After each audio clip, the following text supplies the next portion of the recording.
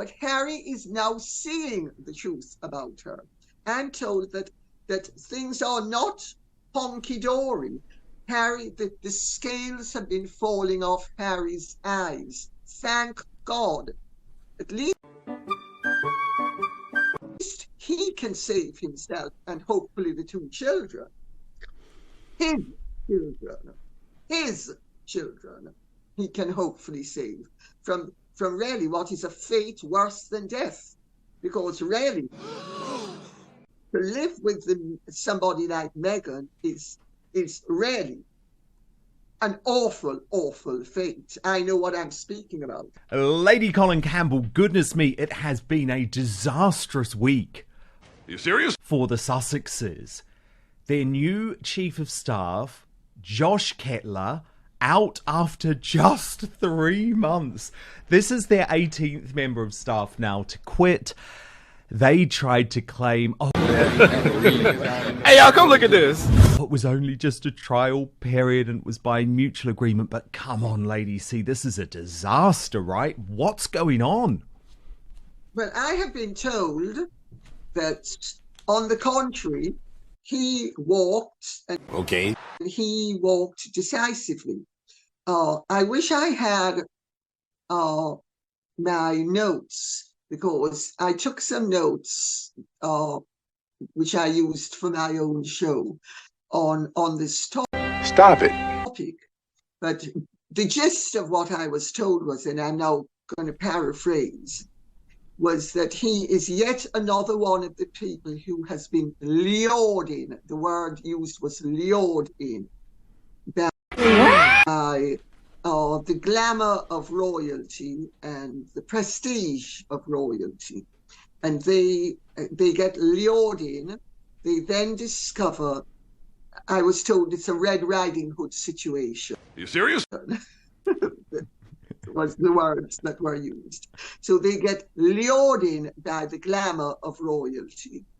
And then they quickly discover, as I was told, many of them have commented, because of course they're all signed up with NDAs, but people still talk, and they talk to people who then talk to other people. Let's put it that way. So even if they're not talking directly to you and breaking the NDA, the information that they have to give is neutralizes the NDA, and several of them have the same complaint to make, which is that they've been lured in with the fantasy of and the glamour and the lure of something being so prestigious, and they discover that it's a massive grifting operation. Are you serious? And that what they thought was going to be prestigious turns out to be actually dangerous for them to have on their CVs, and that they're wait for it. I want to be careful how I put this down for legal reasons. Of course. They then also, the working conditions are thoroughly undesirable, and I was told that working for Harry and Meghan is like a doctor in a lunatic asylum, where the lunatics are telling the doctor what treatment should be given, while the doctor is ignored. But evidently he went in with high hopes, and he left, and it was not. Okay, I'm listening. You have my attention. The trials thing, I was told he was definitely employed really to solve the Harry problem, and to solve and to fix their image, and to try to get things back on track. And it became obvious to him that this was impossible, and that he strongly disapproves, I was told, of quite a lot of what goes on there behind the scenes. And he finally thought, no, I'm going to get out while the getting out is good, because I gather he couldn't take the chance of having his future employability and his reputation compromised by an association with them when they went to Colombia. That's pretty damning stuff.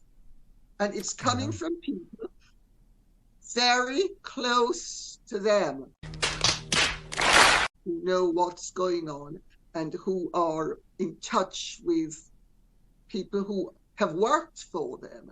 And believe me, Jeff Kettler is the latest member of the Sussex Survivor Squad.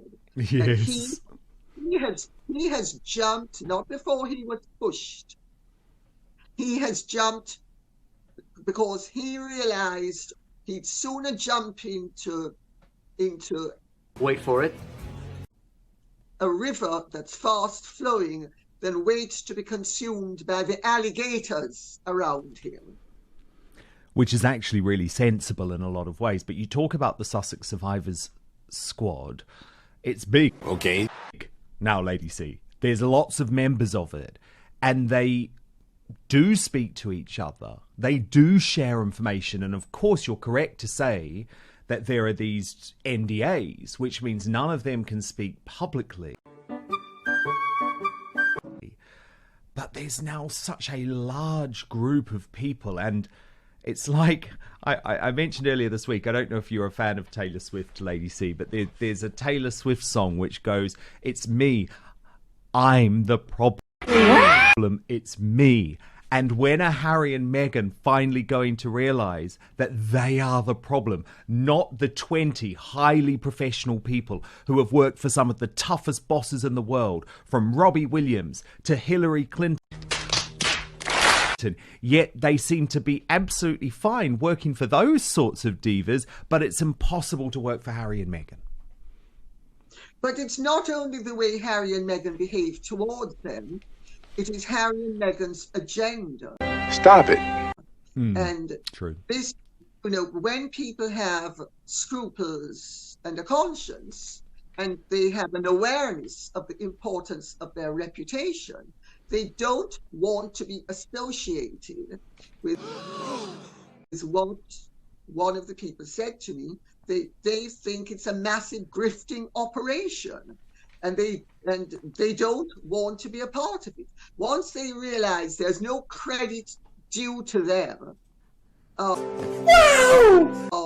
either from within or without the organization, they're gonna save their skins. And it's not only emotionally, it's reputationally. Fact. Yeah, I know. It's very difficult. But the thing is, you look at their career now, Lady C, and the problem is good people do not want to go and work for them. So that You serious? they are going to struggle even more, because the only people who are now going to go and work for Archewell or Harry and Meghan are the folk on the B list, the folk who other people don't want. Not the B list. That doesn't make sense. Not the B list. The F list. No, really. I'm serious. Not the B list. I was being too kind for once. There are many. You are being too kind, Dan. There are many. Okay, I'm listening. You have my attention. Many second-tier people who work in royal institutions. There are many second-tier people on William's staff, on the King's staff.